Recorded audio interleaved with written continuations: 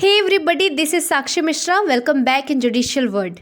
And heartily welcome to our audiobook series where we explore landmark legal cases that have shaped the landscape of Indian law. आज हम discuss करेंगे एक बहुत ही important case that is Sukanya Santha versus Union of India, जो caste based discrimination के issue पर focus करता है, स्पेसिफिकली प्रिजन्स के अंदर होने वाले डिस्क्रिमिनेटरी प्रैक्टिसेस के ऊपर। ये केस एक ऐसी हार्श रियलिटी को सामने लाता है जो अनफॉर्चुनेटली अभी तक हमारी सोसाइटी में एग्जिस्ट करती हैं। कास्ट के बेसिस पे लोगों को डिवाइड करना, चाहे वो कहीं भी हो, स्कूल्स, ऑफिसेस, इवन प्रिजन्स में। इस केस में एक बहुत ही ज़रूरी बात उठाई गई है, क्या प्रिजनर्स को भी बेसिक फंडामेंटल राइट्स मिलते हैं जैसे हर एक इंडियन सिटीजन्स को मिलते हैं, और अगर मिलते हैं तो क्या हम कास्ट के बेसिस पे प्रिजनर्स का भेदभाव कर सकते हैं। कोर्ट के सामने ये सवाल रखा गया था एंड इसी के ऊपर सुप्रीम कोर्ट ने अपने कुछ क्रिटिकल ऑब्जर्वेशंस दिए हैं जिन्हें हम डिटेल में डिस्कस करेंगे। सबसे पहले हम समझेंगे इस केस का बैकग्राउंड, क्यों ये केस कोर्ट तक पहुंचा एंड क्या क्या इश्यूज थे ड्यूरिंग द ट्रायल। फिर हम देखेंगे सुप्रीम कोर्ट का फाइनल जजमेंट एंड उसके इम्प्लीकेशंस, कैसे हमें एक फेयर एंड जस्ट सोसाइटी की तरफ ले जा सकते हैं। कोर्ट का जजमेंट प्रोनाउंस्ड हुआ था 3 अक्टूबर 2024 को एंड जजेस के बेंच में शामिल थे justice Manoj Mishra, justice JB Pardiwala and chief justice doctor DY Chandrachud. सबसे पहले देखेंगे केस के की जजमेंट को। सुप्रीम कोर्ट ने अपने डिसीजन में गवर्नमेंट को, चाहे वो सेंटर हो या स्टेट, ये डायरेक्शन दी है कि वो अपने प्रिजन मैनुअल एंड रूल्स को अमेंड करें ताकि किसी भी कास्ट बेस्ड डिस्क्रिमिनेशन को प्रमोट करने वाली प्रोविजंस को हटा दिया जाए। कोर्ट ने ये भी कहा कि मॉडल प्रिजन्स रूल्स को अमेंड करके उन्हें कॉन्स्टिट्यूशनल प्रिंसिपल्स के साथ अलाइन करना ज़रूरी है। ये केस सिर्फ डिस्क्रिमिनेशन एंड अनटचेबिलिटी को सोसाइटी से एलिमिनेट करने का एक लैंडमार्क स्टेप नहीं है, बल्कि ये दिखाता है कि 75 ईयर की आज़ादी के बाद भी कास्ट बेस्ड डिस्क्रिमिनेशन जैसे बारबरिक एंड इनह्यूमन प्रैक्टिस हमारी सोसाइटी में अब तक चल रही हैं। तो आइए जानते हैं प्रिजन सिस्टम में कास्ट बेस्ड डिस्क्रिमिनेशन होता कैसे है। इस केस ने हाईलाइट किया कि प्रिजनर्स को अलग अलग स्टेट्स के प्रिजन रूल्स के तहत कास्ट के बेसिस पे डिस्क्रिमिनेट किया जाता है। हर सर्विस जो प्रिजनर्स के लिए होती हैं, जैसे cooking, cleaning, barbering and monitoring, सब कुछ कास्ट के बेसिस पे ही होती है। मैनुअल स्क्वेंजिंग जैसा काम अब तक प्रिजन्स में लोअर कास्ट प्रिजनर से करवाया जाता है, जो एक इनह्यूमन प्रैक्टिस है। अब देखेंगे prison as a state subject.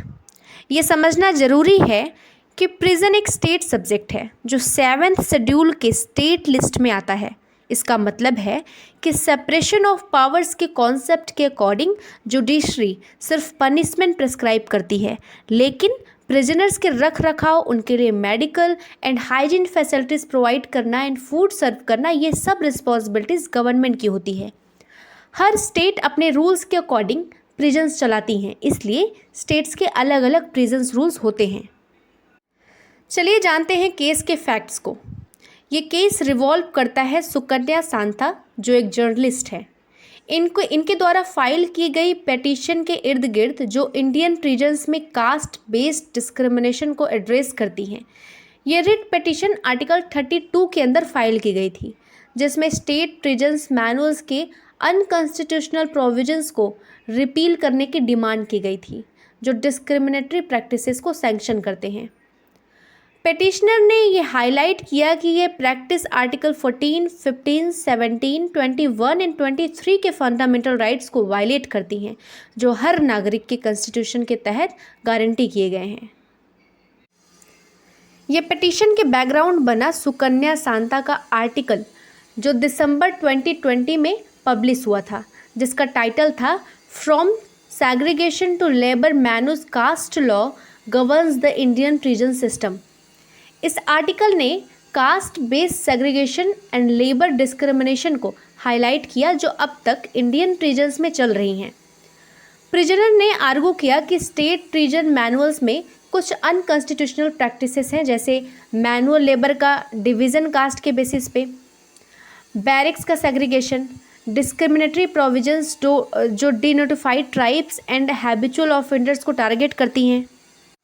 Model prison manual 2016 में कुछ कास्ट बेस्ड डिस्क्रिमिनेशन को प्रोहिबिट किया गया था, लेकिन पिटिशनर ने पॉइंट आउट किया कि ये इशूज़ एडिक्वेटली एड्रेस नहीं किए गए। पिटिशन में ये भी कहा गया कि हैबिचुअल ऑफेंडर्स का मिसयूज़ वल्नरेबल कम्युनिटीज़ को टारगेट करने के लिए होता है और प्रिजन मैनुअल्स में क्लैरिटी की मांग की गई थी। इस केस में पिटीशन के अलावा यूनियन ऑफ इंडिया की तरफ से एडिशनल सॉलिसिटर जनरल ने रिप्रेजेंट किया and Jharkhand, Uttar Pradesh, West Bengal, Maharashtra, Orissa, Karnataka, Andhra Pradesh and Tamil Nadu के रिस्पेक्टिव काउंसिल भी प्रेजेंट थे। अब आइए जानते हैं उन आर्गुमेंट्स को जो प्रेजेंट किए गए थे पिटिशनर के लिए। Senior advocate doctor S Muralidhar and advocate Disha Wadekar petitioner को रिप्रेजेंट किया। उन्होंने आर्गू किया कि प्रिजन मैनुअल्स आर्टिकल्स 14, 15, 17, 21 एंड 23 को वायलेट करते हैं। उन्होंने एविडेंस प्रेजेंट किया जो कास्ट बेस्ड सिस्टमेटिक डिस्क्रिमिनेशन को हाईलाइट करता है, जो मार्जिनलाइज्ड कास्ट ग्रुप्स के अगेंस्ट प्रिजन्स में होता है। इसलिए उन्होंने अनकॉन्स्टिट्यूशनल प्रोविजंस को रिपील करने की डिमांड की। अब उन आर्गुमेंट्स को देखेंगे जो प्रेजेंट किए गए थे यूनियन ऑफ इंडिया के लिए। Additional solicitor general Aishwarya Bhati ने आर्गुमेंट दिया कि मिनिस्ट्री ऑफ होम अफेयर्स ने already model prison manual 2016 circulate किया है, जो caste and religion based discrimination को प्रोहिबिट करता है। लेकिन उन्होंने ये भी मेंशन किया कि प्रिजन मैनेजमेंट स्टेट्स के जुरिस्डिक्शन के अंदर आता है, पर यूनियन ने स्टेट्स को नेसेसरी एडवाइजरीज इशू कर दी हैं ताकि नॉन डिस्क्रिमिनेटरी प्रैक्टिसेस को इंश्योर किया जा सके। अब उन आर्गुमेंट्स को देखेंगे जो प्रेजेंट किए गए थे स्टेट ऑफ वेस्ट बंगाल के लिए। काउंसिल आस्था शर्मा ने आर्गू किया कि West Bengal jail code rules 1967 में जो डिस्क्रिमिनेटरी प्रोविजंस हैं वो अब प्रैक्टिस में नहीं हैं और उन्हें डिलीट करने का प्रपोजल रिव्यू के लिए दिया जा चुका है। अब इस केस से कुछ इश्यूज रेज्ड हुए, जैसे क्या कास्ट बेस्ड डिस्क्रिमिनेशन जो डिफरेंट स्टेट प्रिजन मैनुअल्स में सैंक्शन हैं वो कॉन्स्टिट्यूशनल राइट्स को वायलेट करती हैं। दूसरा, क्या हैबिचुअल ऑफेंडर से रिलेटेड प्रोविजंस डिनोटिफाइड ट्राइब्स को टारगेट करती हैं और उनके कॉन्स्टिट्यूशनल राइट्स को इन्फ्रिंज करती हैं। क्या model prison manual 2016 adequately caste discrimination को एड्रेस करती हैं। अब हम देखेंगे सुप्रीम कोर्ट के ऑब्जर्वेशंस को। सुप्रीम कोर्ट ने ऑब्जर्व किया कि ये बहुत अनफॉर्चुनेट है कि कास्ट बेस्ड डिस्क्रिमिनेशन अब तक इंडिया में एग्जिस्ट करती हैं और कई बार तो ये गवर्नमेंट के द्वारा सपोर्ट भी की जाती हैं। जब आर्गुमेंट दिया गया कि प्रिजन्स में लेबर का डिवीज़न कास्ट के बेसिस पे करना आर्टिकल 14 एंड 15 को वायलेट नहीं करना, क्योंकि इन आर्टिकल्स के अंदर कुछ क्लासिफिकेशंस अलाउड है, जो सुप्रीम कोर्ट इस आर्गुमेंट को कम्प्लीटली रिजेक्ट कर दिया। कोर्ट ने कहा कि जो प्रिजन रूल्स प्रिस्क्राइब करते हैं कि काम जैसे cooking, cleansing, barbering and monitoring caste के बेसिस पे होंगे, वो आर्टिकल 14 को वायलेट करते हैं। आर्टिकल 14 जो राइट टू इक्वलिटी प्रोवाइड करता है वो कुछ क्लासिफिकेशन को अलाउ करता है, लेकिन वो क्लासिफिकेशन वैलिड तभी होता है जब उसके पीछे एक वैलिड इंटेलिजिबल डिफरेंशिया हो। इसका मतलब क्लासिफिकेशन आर्बिट्रेरी नहीं होना चाहिए और उसका कुछ पर्पस होना चाहिए जिसके लिए वो किया गया हो। लेकिन प्रेजेंट क्लासिफिकेशन जो प्रिजनर्स को कास्ट के बेसिस पे डिवाइड करता है किसी भी तरह का वैलिड पर्पस फुलफिल नहीं करता, इसलिए ये आर्टिकल 14 का वायलेशन है। कोर्ट ने इलस्ट्रेट किया कि इंडियन कॉन्स्टिट्यूशन किसी भी तरह का classification based on religious, race, caste, sex या प्लेस ऑफ बर्थ को बिल्कुल टॉलरेट नहीं करता। इस कॉन्टेक्स्ट में कोर्ट ने कुछ लैंडमार्क जजमेंट का जिक्र भी किया, जैसे secretary minister of defence versus Babita Punia 2020, जिसमें वुमेन को इंडियन आर्मी में परमानेंट कमीशन के लिए इक्वली इंटाइटल माना गया। ऐसा ही केस था Joseph shine versus Union of India 2019, जिसमें सबरीमाला टेम्पल में वुमेन के एंट्री को लीगलाइज किया गया। इन केस से ये हाईलाइट किया गया कि इंडियन कॉन्स्टिट्यूशन हर तरह का डिस्क्रिमिनेशन के अगेंस्ट है। इसी वजह से प्रिजन रूल्स प्रीमा फैसी आर्टिकल 15 को भी वायलेट करते हैं। सुप्रीम कोर्ट ने ये भी ऑब्जर्व किया कि ये रूल्स आर्टिकल 17 को वायलेट करते हैं, जो कास्ट के बेसिस पे किसी भी तरह के डिस्क्रिमिनेशन को प्रोहिबिट करता है। आर्टिकल 17 का पर्पज़ है सोसाइटी को उन ट्रेडिशनल बिलीफ से मुक्ति दिलाना जो कास्ट को रिलीजियस प्योरिटी से एसोसिएट करते हैं। कोर्ट ने एम्फेसाइज किया कि इवन आफ्टर इतने सारे इनेक्टमेंट्स जैसे prevention of atrocities act 1989, untouchability act 1955, prohibition of employment as manual scavenging and their rehabilitation act 2013, फिर भी कास्ट बेस्ड डिस्क्रिमिनेशन को कम्प्लीटली अप्रूव नहीं किया जा सका है। कोर्ट्स खुद भी इंडियन सोशल सिस्टम को रिफॉर्म करने के लिए फ्रेटर्निटी एंड सोशल जस्टिस के आइडियाज़ को प्रमोट करते हैं, जो कॉन्स्टिट्यूशन के प्रीएम्बल में दिए गए हैं, लेकिन अनटचेबिलिटी का प्रैक्टिस सोसाइटी में अब तक चल रहा है।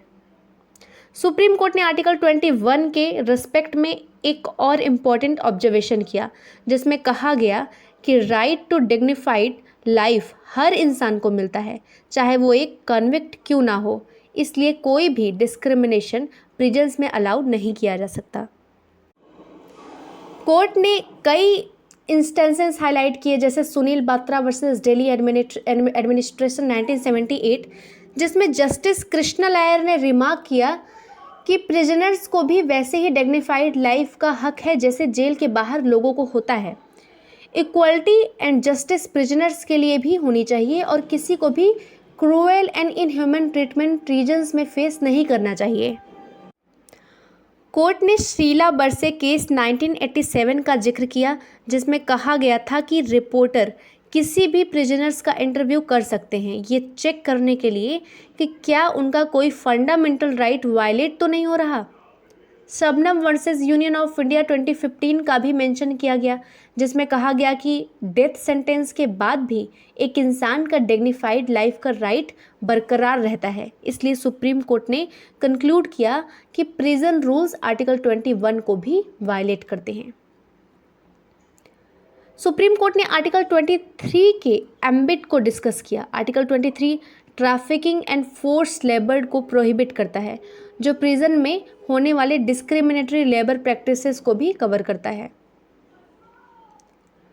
अब देखेंगे final order by the supreme court. Supreme court ने अपनी ऑब्जर्वेशंस के बेसिस पे डिसाइड किया कि वेरियस स्टेट मैनुअल्स के प्रोविजंस अनकॉन्स्टिट्यूशनल हैं, क्योंकि वो आर्टिकल्स 14, 15, 17, 21 एंड 23 को वायलेट करते हैं। यूनियन गवर्नमेंट को डायरेक्शन दिया गया कि model prison manual 2016 and model prisons को अमेंड किया जाए, ताकि ये कॉन्स्टिट्यूशनल प्रिंसिपल्स के साथ अलाइंड हो सके। अब आइए देखते हैं इस केस के पूरे कंक्लूजन्स को। Sukanya Santha versus Union of India case काफ़ी पोटेंशियल रखता है। इंडिया के प्रिजन्स को रिफॉर्म करने के लिए 3 मंथ का टाइम पीरियड दिया गया है, ताकि नेसेसरी चेंजेस किया जा सके। इस केस में ऑब्जर्वेशन ने हाईलाइट किया कि कैसे इंडियन कॉन्स्टिट्यूशन एक लिविंग डॉक्यूमेंट है जो इवॉल्व होता है, एंड एक सोशल डॉक्यूमेंट है जो हर इंडिविजुअल को बिना किसी डिस्क्रिमिनेशन का एक डिग्निफाइड लाइफ का प्रॉमिस करता है। यह ऑब्जर्वेशन काफ़ी नोटवर्दी एंड कमेंडेबल है। तो ये था Sukanya Santha versus Union of India का डिटेल्ड एनालिसिस। इस केस ने एक बहुत ही ज़रूरी पॉइंट उठाया है कि कास्ट बेस्ड डिस्क्रिमिनेशन को हम कहीं भी जस्टिफाई नहीं कर सकते, चाहे वो सोसाइटी के किसी भी स्फेयर में हो, इवन प्रिजन्स के अंदर भी नहीं। सुप्रीम कोर्ट का डिसीजन इस सेंस में काफ़ी इम्पैक्टफुल है, क्योंकि इसने ये क्लियर मैसेज दिया है कि आर्टिकल 14, 15, 17, 21 एंड 23 का वायलेशन किसी भी फॉर्म में एक्सेप्टेबल नहीं है। इस डिसीज़न से एक उम्मीद जागती है कि इंडियन प्रिजन्स में जो आर्काइक एंड डिस्क्रिमिनेटरी रूल्स अब तक चल रहे थे उनमें सुधार आएगा एंड प्रिजन्स को एक डिग्निफाइड लाइफ मिलने का हक होगा, जैसा कॉन्स्टिट्यूशन के अंदर हर एक सिटीजन्स को दिया गया है। ये केस हमें ये याद दिलाता है कि इंडियन कॉन्स्टिट्यूशन एक लिविंग डॉक्यूमेंट है जो सोसाइटी के चेंजिंग नीड्स के साथ इवॉल्व होता है। ये सिर्फ एक लॉ बुक नहीं बल्कि एक सोशल डॉक्यूमेंट भी है जो हम सबको एक फेयर एंड इक्वल सोसाइटी का प्रॉमिस करता है। इसलिए ये जजमेंट ना सिर्फ लीगल हिस्ट्री में एक माइलस्टोन है बल्कि एक रिमाइंडर भी है कि अभी हमें अपनी सोसाइटी में बहुत कुछ सुधारना है। आशा करती हूँ आपको ये केस समझ में आया होगा और इससे कुछ नए पर्सपेक्टिव मिले होंगे। Thank you so much for joining us. Until next time, stay curious and keep exploring the fascinating world of law and justice. Thank you.